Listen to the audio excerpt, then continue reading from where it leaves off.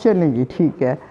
بسم اللہ الرحمن الرحیم. یسألونک عن الشہر الحرام قتال فیہ. یسألونک، یا پہلے آ گیا سوال سے، یاد رکھیے، کا آپ سے، یا وہ یسألونک کا جب اینڈ پہ آئے گا تو آپ سے، وہ آپ سے سوال کرتے ہیں، یعنی پیارے نبی صلی اللہ علیہ وآلہ وسلم سے پوچھا جا رہا ہے. اب آگے دیکھیں کس کے بارے میں.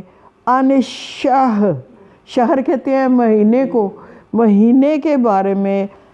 الحرامی، جو محترم مہینے ہیں، حرمت والے مہینے ہیں، ان کے بارے میں آپ سے سوال پوچھا جا رہا ہے.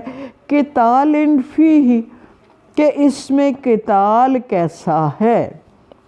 اب واقعہ یہ تھا کہ ہجرت ہو گئی، پیارے نبی صلی اللہ علیہ وآلہ وسلم مدینے آ گئے، تو ڈر یہ تھا کہ مشرکین مکہ جو ہے نا، وہ ہر وقت کوئی نہ کوئی سازش کرتے رہتے ہیں.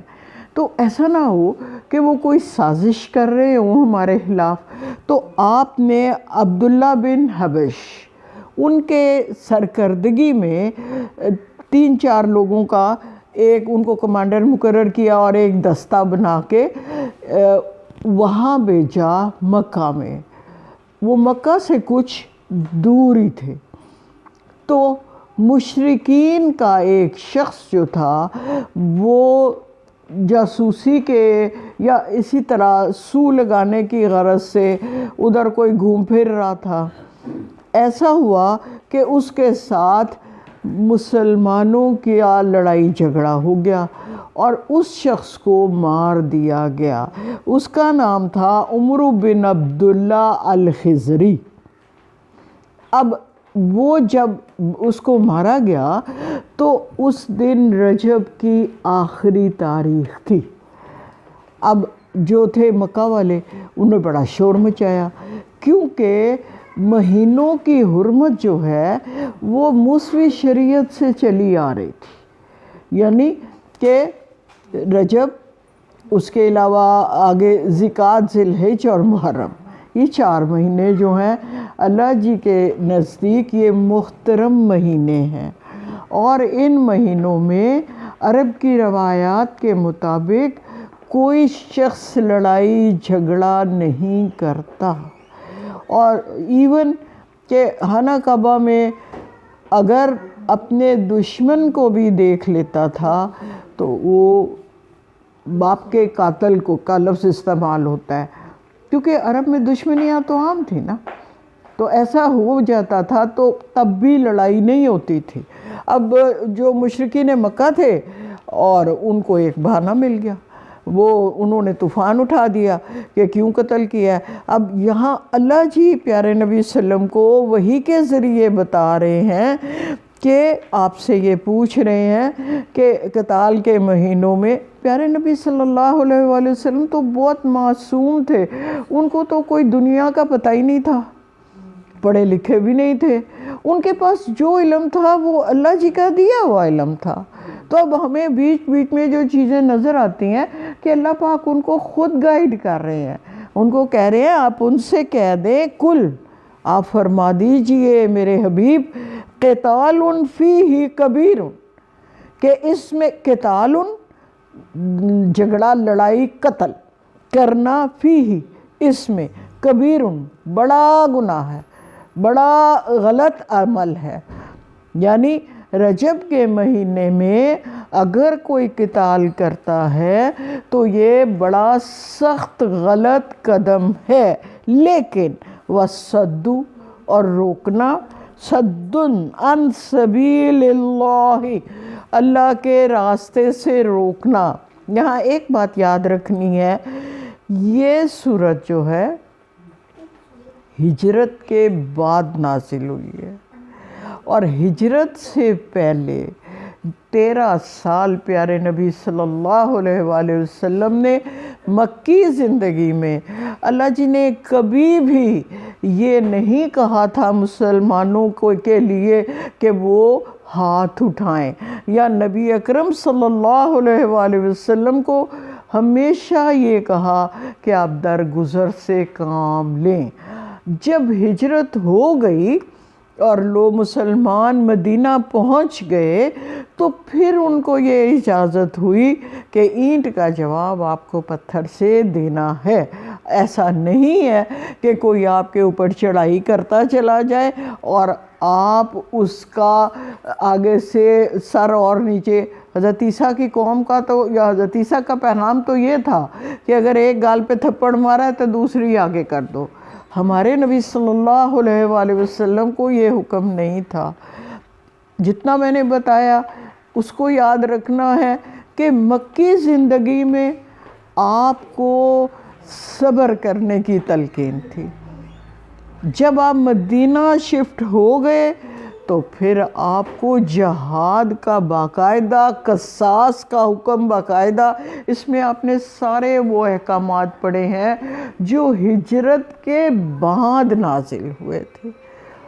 یہ یعنی طویل کعبہ کا حکم ہے، جتنے آپ سورہ بقرہ میں احکامات پڑھے ہیں یہ ہجرت کے بعد دیے گئے ہیں۔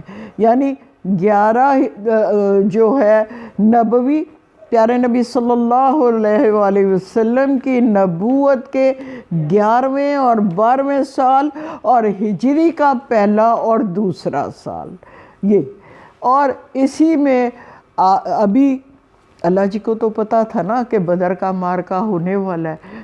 2 ہجری میں مارکہ بدر ہوتا ہے، تو یہ اس سے پہلے کی بات ہے کہ نبی اکرم صلی اللہ علیہ وسلم کو یہ پتہ تھا کہ یہ سازشیں کر رہے ہیں، تو اس طرح یہ واقعہ ہو گیا۔ اب اللہ جی کہہ رہے ہیں آپ ان سے کہہ دیجئے صد عن سبیل اللہ، اللہ کے راستے سے روکنا۔ آپ کو یاد ہوگا پیارے نبی صلی اللہ علیہ وآلہ وسلم کو حضرت عمر کے اسلام لانے سے پہلے خانہ کعبہ نہیں جانے دیا جاتا تھا، نہ وہاں اذان دینے سے روک دیا جاتا تھا۔ وہ تو، اور حضرت عمر کب اسلام لائے تھے؟ نبوت کے 6 سال بعد، دو اکٹھے لائے تھے۔ پیارے نبی صلی اللہ علیہ وآلہ وسلم کی دعا کے نتیجے میں ایک حضرت حمزہ جو آپ کے چچا تھے اور ایک حضرت عمر فاروق۔ یہ وہ واقعہ آپ کو پتہ ہی ہوگا کہ اچانک وہ مشرف با اسلام ہوئے بہن کے گھر سے۔ اب آگے ہم نے دیکھنا ہے، اللہ جی کہہ رہے ہیں کہ اللہ کے راستے سے لوگوں کو روکنا، وَكُفْرٌ اور انکار کرنا، وہی اس کا، وَالْمَسْجِدِ الْحَرَامِ اور مسجد حرام یعنی خانہ کعبہ جانے سے روکنا، وَإِخْرَاجُ أَهْلِهِ اور ان کے گھر والوں کو نکال دینا، مِنْهُ وہ ہے اکبر بہت بڑا، عند اللہ اللہ کے نزدیک۔ یعنی یہ آپ سے پوچھ رہے ہیں کہ حرمت والے مہینے میں قتال کیسا ہے، جنگ کیسی ہے، یا بندے کو مار دینا کیسا ہے، تو آپ ان سے فرما دیجئے اللہ کے راستے سے روکنا، اس کا کفر کرنا، مسجد حرام میں نہ جانے دینا اور اہل خانہ کو گھروں سے نکال دینا، اللہ کے نزدیک قتال سے بھی بڑا گناہ ہے۔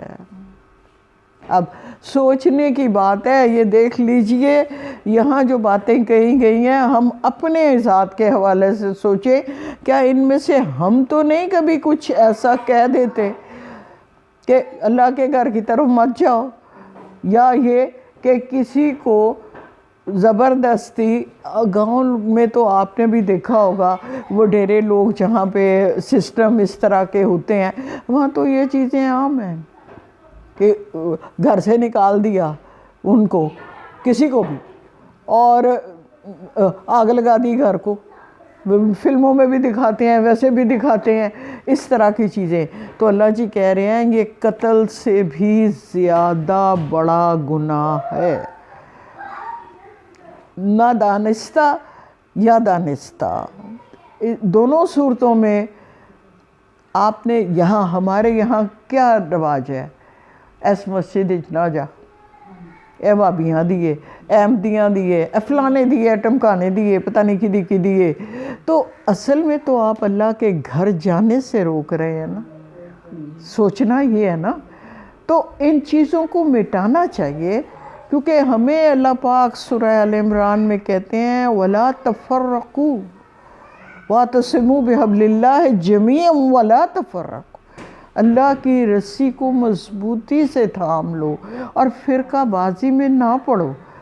تو بدقسمتی ہے ہماری کہ ہم نے فرقے دین کو کر دیا ہے۔ اللہ کا شکر ہے اللہ کا کہ ہم اس طرف نہیں جاتے۔ آگے کہا وَالْفِتْنَةُ أَكْبَرُ مِنَ الْقَتْلِ، فتنہ جو ہے قتل سے بھی زیادہ بڑا ہے۔ اس سے پہلے ہم 191 میں اسی صورت کی یہ پڑھ آئے ہیں وَالْفِتْنَةُ أَشَدُّ مِنَ الْقَتْلِ۔ اب یاد رکھنے کی بات ہمارے لیے کیا ہے کہ فتنے والی بات کو دبا دینا چاہیے۔ وہ باتیں جو فساد کی جڑ بنتی ہیں ان کو ہوا نہیں دینی چاہیے۔ ہمیں قرآن کے ہر صفحے پہ اللہ جی کہہ رہے ہیں لا تفسدوا فی الارض۔ جب انسان کو بنایا تو سب سے پہلی بات جو ابلیس نے کہی تھی وہ کیا کہی تھی کہ یہ ہم تیری عبادت کے لیے بہت ہیں، یہ انسان زمین میں فساد مچائے گا۔ تو اللہ جی نے کیا کہا تھا جو میرے بندے ہیں وہ فسادی نہیں ہوں گے، جو میرے اوپر بھروسہ رکھتے ہیں، جو اللہ والے ہوں گے وہ زمین میں فساد نہیں مچائیں گے۔ تو ہمیں سوچنا یہ ہوتا ہے کہ اگر کوئی فساد والی بات کر بھی رہا ہے تو اس کو اوائڈ کر جائیں اللہ کی خاطر، کیونکہ اللہ ہم سے یہ چاہتا ہے کہ ہم فساد نہ کریں۔ اور دوسری بات یہ ہے کہ اگر معاملے کو حکمت کے ساتھ، خوش اسلوبی کے ساتھ ہینڈل کر لیا جائے تو وہ بہت بہتر ہے، دانائی کے ساتھ۔ ضروری نہیں ہوتا کہ پتھر کا جواب گالی سے ہی دینا ہے۔ آپ اگر اس کو پھر اگر آپ ایک تھپڑ کا جواب دوسرے تھپڑ سے دے دیتے ہیں تو پھر آپ میں اور اس میں کوئی فرق نہیں ہے نا، پھر تو آپ نے برابر کا قصاص لے لیا، پھر آپ نے اللہ کے سپرد نہیں کیا۔ تو اللہ جی کہتے ہیں میرے سپرد کر دو، آپ معاف کر دو۔ میں معاف نہیں کرتا، میں اس کو سمجھا دیتا ہوں کہ یہ تیری غلطی ہے۔ تو ہمیں اللہ کے سپرد کرنی ہے وہ باتیں جن میں ہم جانتے ہیں کہ ہمارا کوئی قصور نہیں ہے۔ اور اس کا درجہ کیا ہے؟ احسان کا درجہ۔ مطلب آپ اختیار رکھتے تھے کہ آپ بدلہ لے لیں، لیکن آپ نے اللہ کی خاطر وہ بدلہ نہیں لیا بلکہ اللہ کے سپرد کیا اور معاف کر دیا۔ یہ احسان کا درجہ ہے کہ ہر برائی کا جواب آپ کو اور مجھے اچھائی سے دینا۔ برائی میں آگے سے چیخ کے بولنے سے کچھ فائدہ نہیں ہوگا۔ آپ نے برابری کر لی، جب آپ نے برابری کر لی ہے تو پھر تو آپ کا رائٹ ختم ہو گیا نا۔ تو بہتر کیا ہے کہ یاد رکھنا ہے لا تفسدوا فی الارض، قرآن کے لفظوں میں یاد رکھنا ہے کہ لا تفسدوا فی الارض، نہیں فساد کرنا زمین میں۔ آگے کیا کہا؟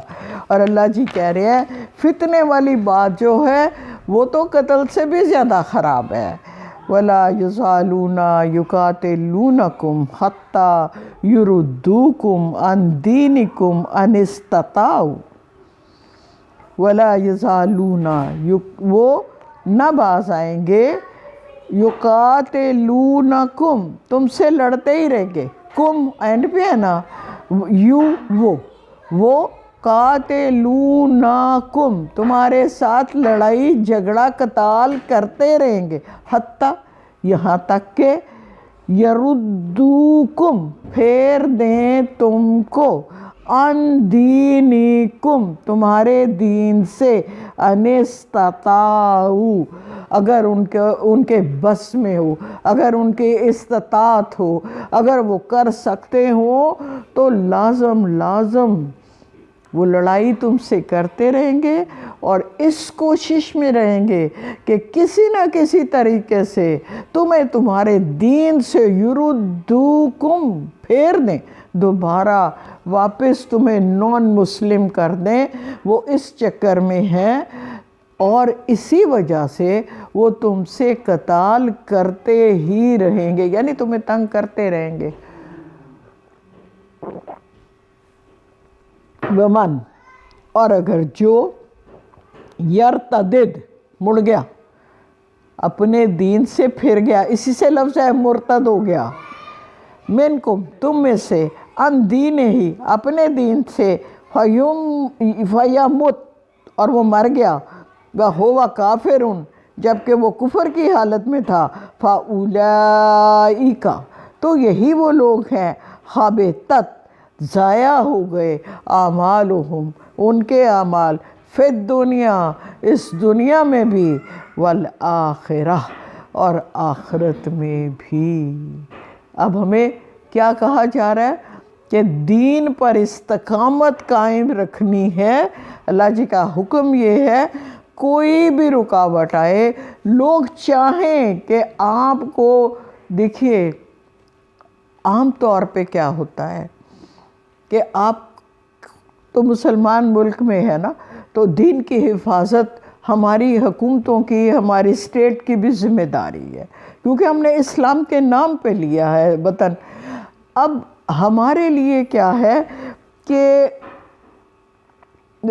کوئی بھی شخص اگر آپ کو شرک والا کوئی راستہ دکھائے تو آپ کو اس پہ بھی نہیں چلنا، کیونکہ اللہ جی یہ کہتے ہیں کہ شرک سب سے بڑا گناہ، وہ میں معاف نہیں کروں گا۔ شرک کو قرآن نے ظلم کہا ہے۔ ظلم کیا ہوتا ہے؟ جب آپ کوئی حقدار ہو اور اس کو اس کا حق نہ دیں تو وہ ظلم ہے۔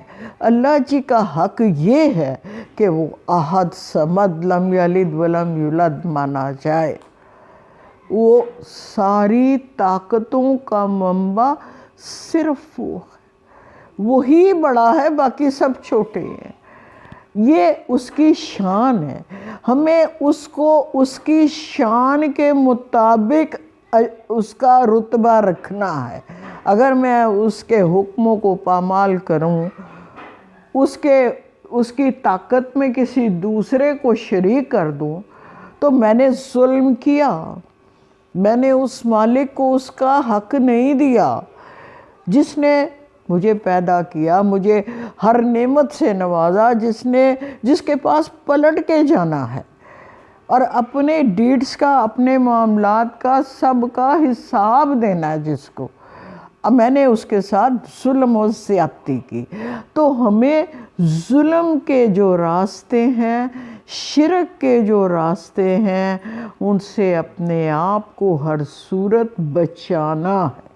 ہم نے آگے کہا اگر ایسا ہوا آپ ہٹ گئے دین سے اور اسی حالت میں مر گئے تو پھر تمہارے اعمال سارے کے سارے ضائع ہو گئے۔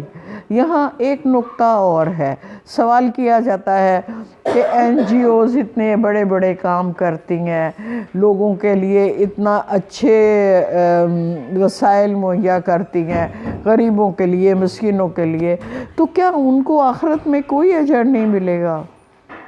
تو اللہ جی یہ کہتے ہیں کہ ان کو کوئی اجر نہیں ملے گا۔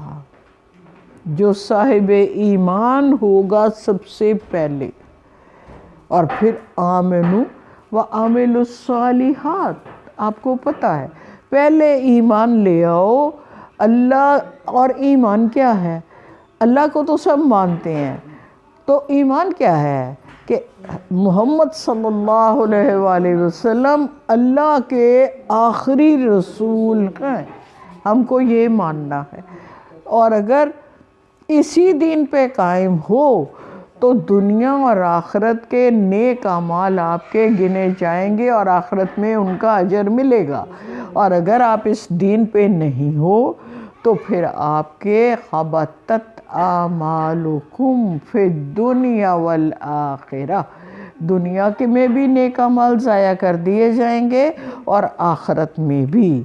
آگے کہا اولئک اصحاب النار، یہی وہ لوگ ہیں جو آگ والے ہیں، ہم فیہا خالدون، اور وہ اس میں ہمیشہ رہیں گے۔ ان الذین آمنوا، اچھا مرتد کی سزا کیا ہے دنیا میں؟ قتل۔ کہاں سے آئی ہے؟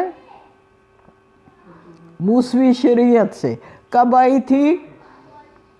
جب سامری نے بچڑا بنا لیا تھا اور اس کے بعد یہود نے اس کی پرستش شروع کر دی تھی، تو اللہ جی کا حکم اسی سورہ بقرہ کے شروع میں آتا ہے، جہاں کہا گیا کہ آپ اپنے قبیلے کے وہ لوگ جو مرتد ہو گئے ہیں ان کو قتل کریں۔ اور ڈاکٹر صاحب کہتے ہیں کہ 6 لاکھ یہودی قتل کیے گئے اس حکم کے بعد۔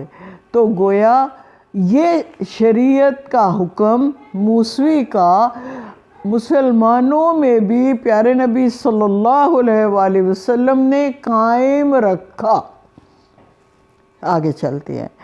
ان الذین آمنوا، اور وہ جو صاحب ایمان ہوا، والذین، اور وہ لوگ ہاجروا جنہوں نے ہجرت کی، وجاہدوا، اور جنہوں نے جہاد کیا، فی سبیل کہتے ہیں راستے کو، اللہ کے راستے پر، اولئک، وہی لوگ ہیں، یرجون، جو امیدوار ہیں، وہ امیدوار ہیں، رحمت اللہ، اللہ کی رحمت کے، یعنی اللہ پاک رحمت کن پر کرے گا؟ ان صاحب ایمان لوگوں پر جنہوں نے اللہ کی راہ میں ہجرت کی، جہاد کیا، اور اللہ کی رحمت کے وہ ہی حقدار ہوں گے۔ اللہ جی واضح طور پہ بتا رہے ہیں کہ میری رحمت میں نے اپنی مختص کی ہے ان لوگوں کے لیے جو صاحب ایمان ہو گئے، اس کے بعد انہوں نے ہجرت کی، اس کے بعد انہوں نے جہاد کیا، تو یہ میرے اصل فضل کرم رحمت کے امیدوار ہیں، میں ان کے لیے ان کو یہ سب کچھ دوں گا۔ آگے کیا کہا؟ واللہ غفور الرحیم، یقیناً اللہ بڑا مغفرت کرنے والا اور رحم کرنے والا ہے۔ یہ حکم یہاں ختم ہوتا ہے۔ دوسرا حکم آ گیا، یسألونک عن الخمر والمیسر، آپ سے وہ سوال کرتے ہیں جوئے اور شراب کے بارے میں۔ آگے کل، آپ فرما دیجئے اے نبی اکرم، فیہما صلی اللہ علیہ وآلہ، ان دونوں میں اسمن، اگر میں اس کو سین سے پڑھوں تو نام، اس کا اسم فعل حرف جو آپ اردو، تو اس کو آپ نے سے پڑھنا ہے، گناہ ہے، کبیرن، بڑا۔ کیا آپ اللہ جی اشارہ دے دیا کہ ان دونوں میں بڑا گناہ مضمر ہے، چھپا ہوا ہے، کس کس میں؟ شراب اور جوئے میں۔ آگے کہا منافع للناس، منافع بھی ہے لوگوں کے لیے، کچھ کے لیے اس میں، وَإِسْمُهُمَا، لیکن ان کے گناہ اکبر، بہت بڑے ہیں، من نفعہما، ان کی منفعتوں سے، ان کے فائدوں سے یا ان کے نفع سے زیادہ اس کے گناہ ہیں۔ اب یہ دیکھیے 2 چیزیں اکٹھی آئی ہیں، ایک آیا ہے شراب اور دوسرا آیا ہے جوا۔ دونوں میں کون سی ایسی چیز مشترک ہے کہ اللہ جی نے دونوں کے لیے اکٹھا حکم دیا؟ آپ ضائع ہوتی ہے، سے آپ کی ادھر دولت ضائع ہوتی ہے، ادھر آپ کی انرجی ضائع نہیں۔ باجی میرا خیال ہے ہوش و حواس کھو دیتا ہے، یہ آپ کو آپ کی اصلی کیفیت میں نہیں رہنے دیتے اور محنت کی نفی کرتے ہیں۔ دونوں چیزیں، شراب آپ کو بے خود کر دیتی ہے، آپ کو اپنی ہوش نہیں رہتی، اور آپ کو اللہ جی نے منع کیا ہے کہ آپ کو بے خودی میں نہیں جانا۔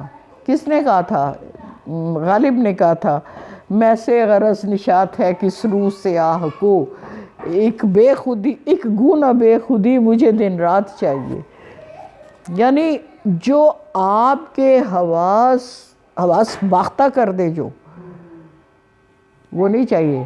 اللہ جی کو ہوش مند، ٹھیک ٹھاک، پریزنٹ لوگوں کی ضرورت ہے۔ یہ نہیں ہے کہ یہ کیوں ہے؟ کیونکہ آپ جب شراب پی لیتے ہو تو کیا ہوتا ہے؟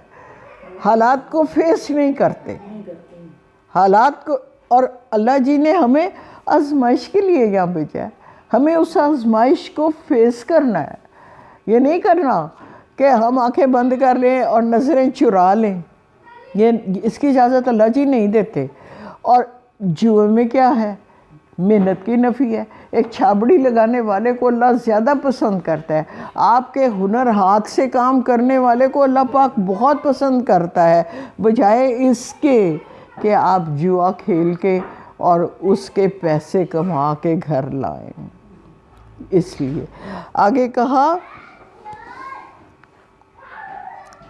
شراب کے بارے وَيَسْأَلُونَكَ، اگلا سوال کیا ہے؟ اگلا پھر سوال آپ سے پوچھ رہے ہیں۔ دیکھیے یہ سارے احکامات آ رہے ہیں، ان کو آپ نے بار بار پڑھنا ہے، کیونکہ یہ حکم ہماری زندگی کے لیے ہیں کہ آپ نے ان حکموں پہ چل کے زندگی گزارنی ہے۔ اللہ جی ہم سے یہ چاہتے ہیں، اسی لیے قرآن کو ترجمے اور تفسیر کے ساتھ پڑھنا انتہائی ضروری ہے کہ اس میں مکمل ضابطۂ حیات ہے۔ آگے آپ دیکھیں گے اگلے رکوع میں آپ سے حیض کے بارے میں پوچھا جائے گا۔ جی وَيَسْأَلُونَكَ مَاذَا يُنْفِقُونَ، آپ سے وہ سوال کرتے ہیں کہ کیا خرچہ کریں۔ قُلْ لِلْعَفْوِ، آپ فرما دیجئے وہ جو بچ جائے، یعنی زائد ہو آپ کے پاس، آپ نے کھا لیا، پی لیا، پہن لیا، اور پھر جو بچ گیا اس کو آپ نے اللہ کی راہ میں دے دینا ہے۔ اور اللہ کی راہ میں دیتے ہوئے سب سے بلند درجہ کس کا ہے؟ انفاق فی سبیل اللہ کا۔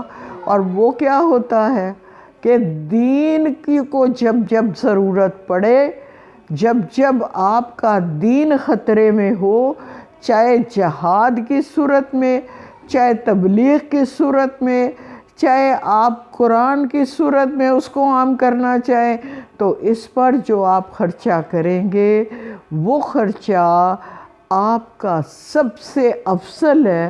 اس کے لیے اللہ پاک آپ کو کہتے ہیں مجھے قرض حسنہ دے دو، میں اس کو بڑھا دوں گا 700 گنا یا پھر اس سے بھی زیادہ۔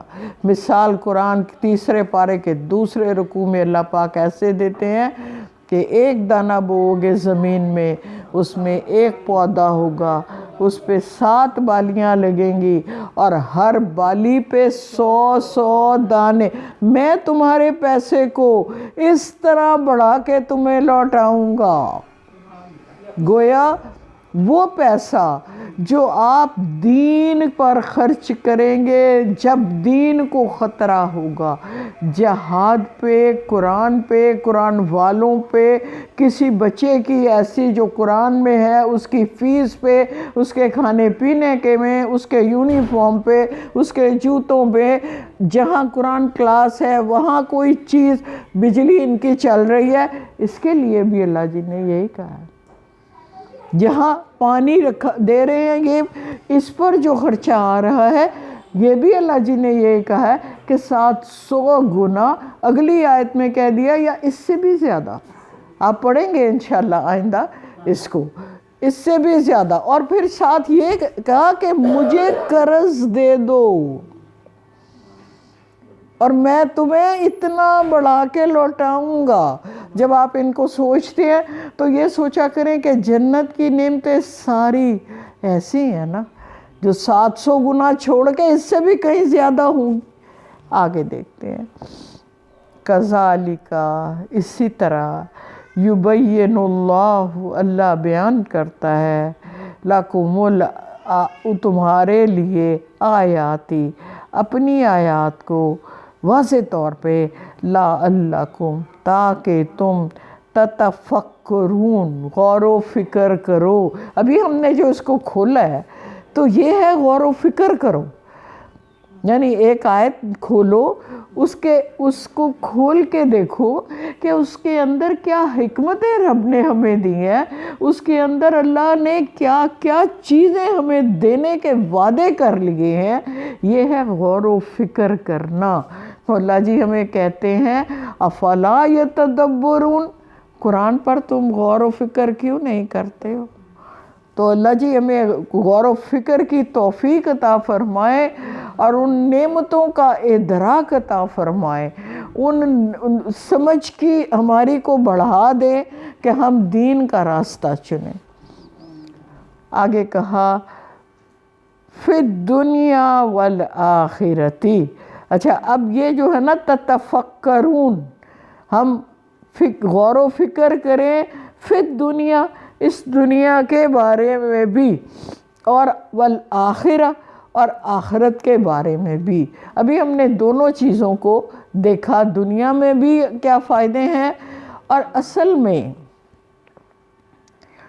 دنیا میں رہتے ہوئے ہم نے آخرت کو حاصل کرنا ہے۔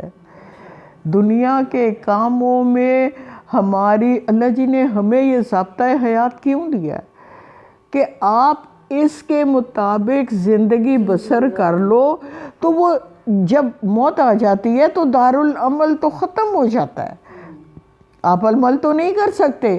تو زندگی میں ان راہوں پہ چلنا ہے جن پہ رب تعالیٰ ہمیں بلا کے کہہ رہا ہے ایسے چلو، تو پھر ہمیں آخرت ملے گی، پھر ہمیں اللہ کی طرف سے اللہ کا گھر جنت ہمیں اللہ پاک عطا کریں گے انشاءاللہ۔ وَيَسْأَلُونَكَ عَنِ الْيَتَامَى، اگلی بات یہ آگے، یتیموں کے بارے میں آپ سے سوال کیا جاتا ہے، کل، کہہ دیجئے، اصلاح لہم خیر، ان کی اصلاح، مصلحت، بھلائی جس میں ہو بس وہ اختیار کرو۔ اس سے پہلے 34 آیت میں لا تقربوا مال الیتیم، یتیم کے مال کے قریب بھی مت جاؤ، ہمیں یہ حکم دیا گیا تھا۔ جب یہ آیت نازل ہو گئی تو کیا ہوا، لوگوں نے اپنے یتیم رشتہ داروں کی ہانڈیاں الگ کر دیں کہ ان کی بوٹی ہماری بوٹی میں آ گئی، یا ان کا ہم نے کچھ ایک دانہ بھی دال کا کھا لیا یا ایک آلو کا پیس بھی آ گیا تو ہمیں تو بڑی سخت پکڑ ہو جائے گی۔ تو ہم نے تو یہ نہیں، اس سے قوم مسلمان مشکلات میں آ گئے۔ اللہ جی نے پھر یہ آیت نازل کی کہ آپ وہ کریں جس میں بہتری ہو، یعنی اب اس میں یتیم بھی مشکل میں آ گیا نا، somehow کبھی پک سکتا ہے کبھی نہیں پک سکتا، تو اللہ جی نے دونوں کی بہتری کے لیے ایک آیت یہ دے دی، اصلاح لہم خیر، ایسی مصلحت ہو جس میں بھلائی اور بہتری ہو یتیم کے لیے۔ آپ کی نیت کو، میری نیت کو، وہ علیم بذات الصدور بہت اچھی طرح جانتا ہے کہ تمہاری نیت اس یتیم کے بارے میں کیا تھی۔ تو اللہ جی کہتے ہیں اپنی نیت کو خالص اس کی بہتری کے لیے رکھو، یتیم کی بہتری جس میں ہو آپ کی نیت وہ ہونی چاہیے، یتیم کا مال کھانے کی نیت نہیں ہونی چاہیے تو مجھے قبول ہے۔ یہ ضروری نہیں ہے کہ اس کی ہانڈی الگ کرو، اپنی ہانڈی الگ کرو اور مشکل میں پڑ جاؤ۔ ضروری یہ ہے کہ ہر دم تمہیں جو بھی یتیم تمہارے قریب ہے، ساتھ ہے، اس کی بہتری اور بھلائی منظور ہو، اس کے لیے اچھا سوچو، اچھا رکھو، اور اس کو تکلیف دینے کا مت سوچو، اس کی بہتری سوچو۔ یہ کہا وَإِن تُخَالِطُوهُمْ، اور اگر تم ساتھ ملائے رکھو فَإِخْوَانُكُمْ، تو وہ تمہارے بھائی تو ہیں۔ اب یہ دیکھیے یہاں واضح طور پہ ایک حکم آ گیا کہ ضروری نہیں کہ ہنڈیاں الگ کر دیو، ضروری نہیں کہ آپ ان کے بسترے، ان کی چیزیں الگ کر دو۔ اب جب الگ کرو گے آپ ذرا سوچیں نا، تو پھر اس کا دھلوانا کرنا مشکل میں آ جاؤ گے نا۔ تو اللہ تعالیٰ نے اس کو کہا کہ آپ ان کو اپنے ساتھ ہی ملائے رکھو، تو وہ تمہارے بھائی تو ہیں۔ وَلَوْ شَاءَ اللَّهُ لَعَنَتَكُمْ، اللہ تم پر سختی نہیں ڈالنا چاہتا۔ ان اللہ، یقیناً اللہ، عزیز حکیم، بہت زبردست ہے اور حکمت والا ہے۔ آگے اگلا حکم آ گیا،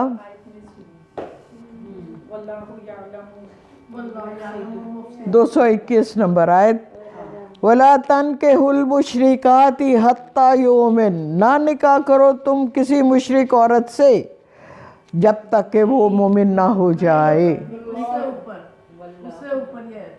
چھوڑ گئی ہوں کچھ؟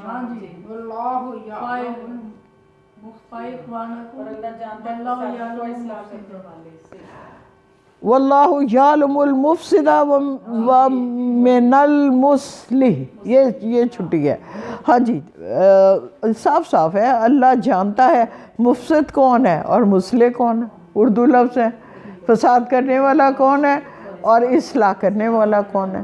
جو میں نے ابھی یہ بتایا نا کہ آپ ان کو بے شک اپنے ساتھ ملائے رکھو، اللہ ہماری نیتوں کو اچھا سا جانتا ہے کہ ہم فساد ڈالنے کے لیے کر رہے ہیں، اس کا مال کھانے کے لیے کر رہے ہیں، یا اس کی بہتری کے لیے کر رہے ہیں۔ اللہ خوب اس کا علم رکھتا ہے۔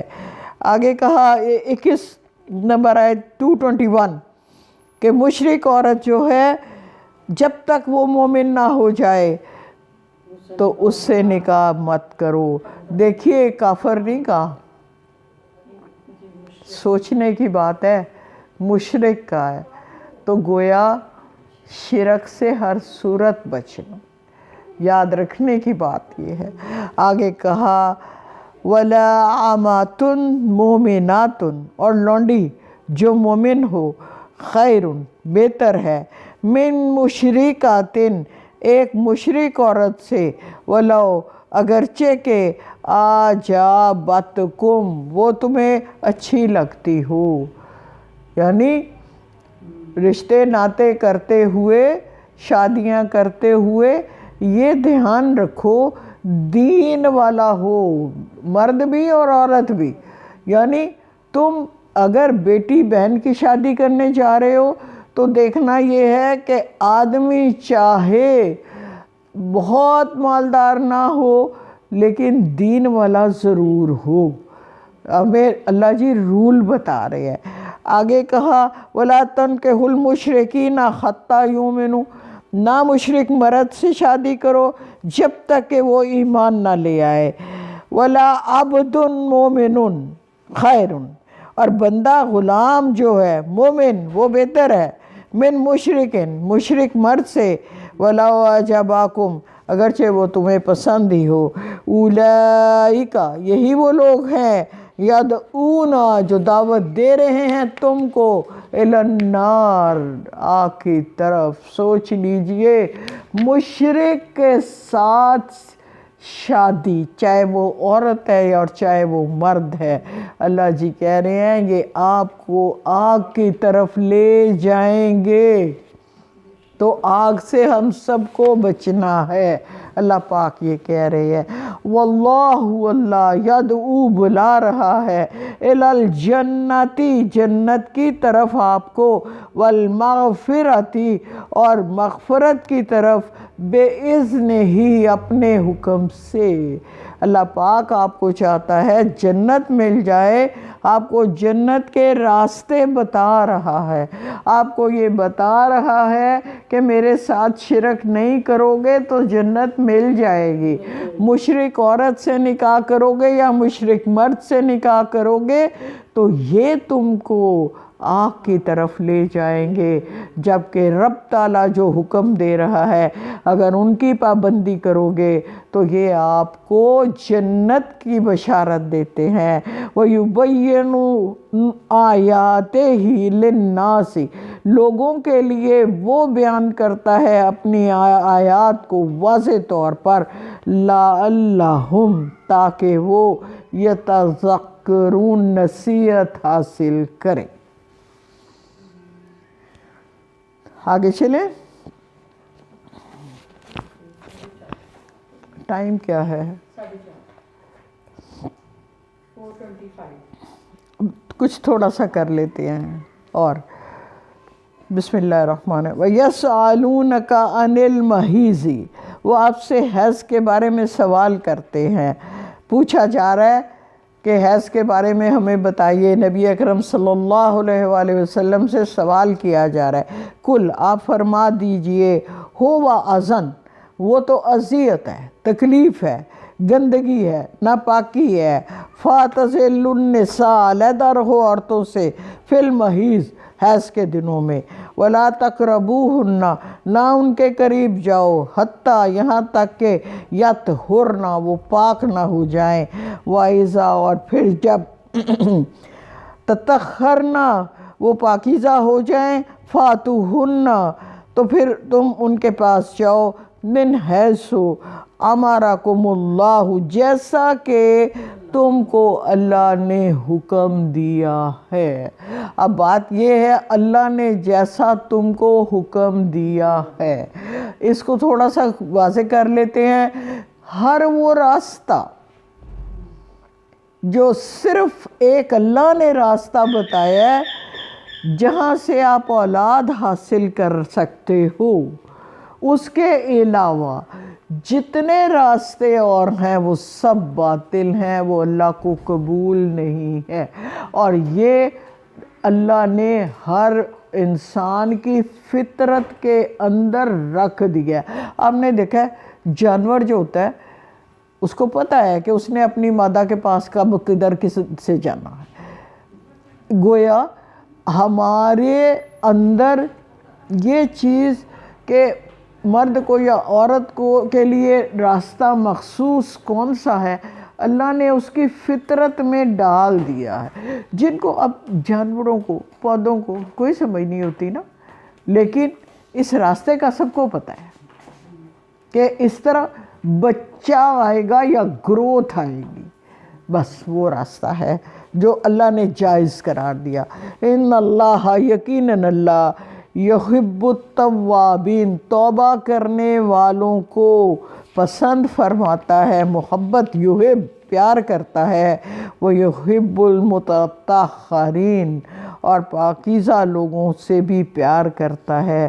نساؤکم حرث لکم تمہاری بھی عورتیں تمہاری کھیتی کی مانند ہے، فاتو حرثکم آتا شئتم تو اپنی کھیتیوں میں جدھر سے چاہو آؤ، یعنی لیفٹ رائٹ اسٹریٹ جیسے چاہو، وقدموا اور بھیجو، آگے بڑھو، لِأَنفُسِكُمْ آگے کا سامان کرو یعنی اولاد پیدا کرو، وَاتَّقُوا اللَّهَ تقوی اختیار کرو اللہ کا، وَاعْلَمُوا اور جان لو، أَنَّكُمْ یہ کہ تم مُلاقُوهُ اسی سے مل کر رہو گے، اور آگے وَبَشِّرِ الْمُؤْمِنِينَ مومنین کو بشارت دے دیجئے، وَلَا تَجْعَلُوا اللَّهَ عُرْضَةً لِإِيمَانِكُمْ کہ نہ وہ اپنی قسموں کو بار بار کھایا کریں، ان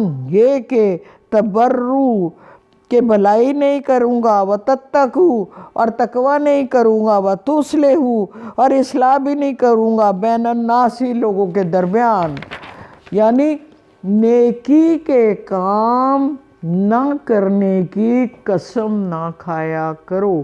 کیا ہوا تھا؟ مستہ ایک شخص تھے جو حضرت ابوبکر صدیق کے رشتہ دار تھے، اور حضرت ابوبکر ان کو ماہانہ خرچہ دیا کرتے تھے، غریب مسلمان تھے۔ جب حضرت عائشہ پر تہمت لگی تو مستہ بھی اس آگ کو بھڑکانے میں شامل ہو گئے، تو حضرت ابوبکر صدیق نے یہ قسم کھائی کہ اب میں اس کی کوئی مدد نہیں کروں گا۔ تو اللہ جی نے کہا تم ایسی قسمیں کھا کے اپنے لیے جو بھلائی کے راستے ڈھونڈے ہوئے ہیں ان کو بد نہ کرو، ان کی طرف آ جاؤ۔ واللہ سمیع علیم، اللہ سننے اور جاننے والا ہے۔ لا یؤاخذکم اللہ، نہ مؤاخذہ کرے گا رب تمہارا، باللغو فی ایمانکم، ایسی قسموں پر جو آپ نے ارادے بے مانی۔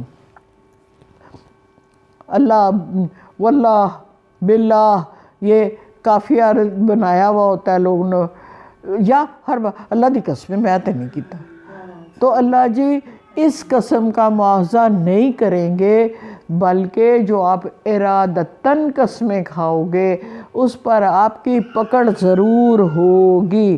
وَلَكِنْ يُؤَاخِذُكُمْ بِمَا كَسَبَتْ قُلُوبُكُمْ، جو تم نے اپنے دلوں سے قسم کھائی ہوگی تو ضرور یؤاخذکم، تمہاری پکڑ ہوگی اس پر۔ واللہ غفور حلیم، اللہ بخشنے والا اور حلیم ہے۔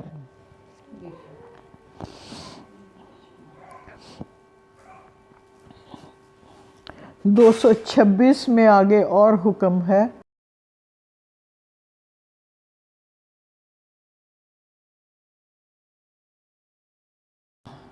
للذین یولون، میرا خیال ہے یہاں تک ختم کرتے ہیں۔